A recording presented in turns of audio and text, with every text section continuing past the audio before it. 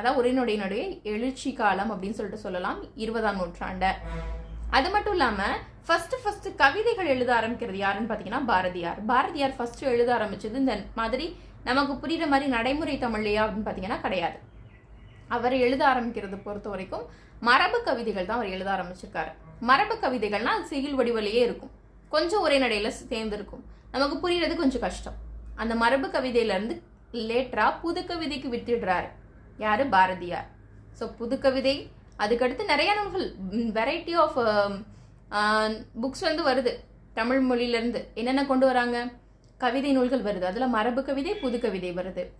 நாவல்கள் வருது. நாவல்னா அது இங்கிலீஷ் வேர்டு, அது வந்து புதினங்கள் அப்படின்னு சொல்லிட்டு சொல்லலாம் தமிழில். அப்போ புதினங்கள் நிறையா வெளிவருது. நாடக நூல்கள் வெளியே வருது, சிறுகதைகள் வெளிவருது. ஓகேவா? அதாவது கதையே நடுவில் வச்சுக்கோங்க, கதையில் சின்னது சிறுகதை, ரொம்ப பெருசு நாவல், புதினம் அப்படின்னு சொல்லிட்டு சொல்லலாம். இந்த மாதிரி தமிழ் மொழியில நூல்களை வகைப்படுத்துறாங்க. ஆனா தமிழ் மொழி ரெண்டே நூல்கள், தமிழ் மொழியினுடைய நூல்கள் ரெண்டே வகை தான். ஒன்று இலக்கணம், இன்னொன்று இலக்கியம்.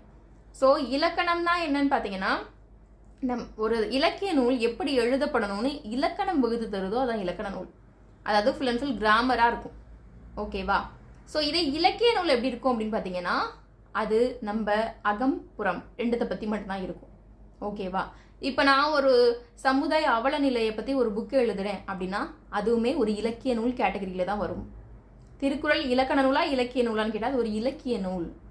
சரிங்களா? ஏன்னா அது ஒரு கிராமர் கிடையாது இல்லையா? ஒரு விஷயத்த இப்படிதான் எழுதணும், ஒரு புக் இப்படிதான் இருக்கணும், ஒரு செயல் வடிவம் இப்படிதான், செயல் பாடல் இப்படிதான் அமைக்கப்படணும்னு இருந்துச்சுன்னா தான் அது என்ன சொல்லலாம் அப்படின்னு பார்த்தீங்கன்னா, அப்படிப்பட்ட புக் தான் grammar, rules and regulation book தான் இலக்கண நூல். மற்ற எல்லாமே இலக்கிய நூல் கேட்டகரியில் தான் வரும். காலங்காலமாக தமிழ் மொழியினுடைய வடிவம் தான் மாறிட்டு வந்துட்டு இருக்கு. செயல் வடிவம், உரைநடை, புது கவிதை, அதில் இன்னும் கவிதையிலேயே மாறிட்டு இருக்கு. ஹைக்கூலாம் 2 வரியில் எழுதுறது.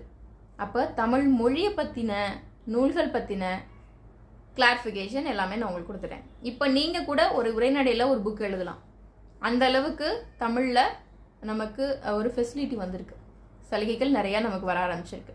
நம்மளுடைய சிந்தனைகளை சிதைக்காமல், வேறு பயனற்ற விஷயங்களில் யூஸ் பண்ணாமல், பயனற்ற விஷயங்களில் அதை விட்டுறாமல், நமக்கான திறமை என்னன்னு பார்த்து நம்ம ஒரு நூலை எழுதலாம், சிந்தனைகளை வெளிப்படுத்தலாம். ஸோ இந்த மாதிரியான விஷயங்களை பண்ணுங்கள். இன்னும் உங்களுக்கு வேறு எதை பற்றிலாம் தெரிஞ்சுக்கணும் அப்படின்னு சொல்லிட்டு கமெண்ட் பண்ணுங்கள். நான் கண்டிப்பாக உங்கள்கிட்ட பகிர்ந்துக்கிறேன். நன்றி.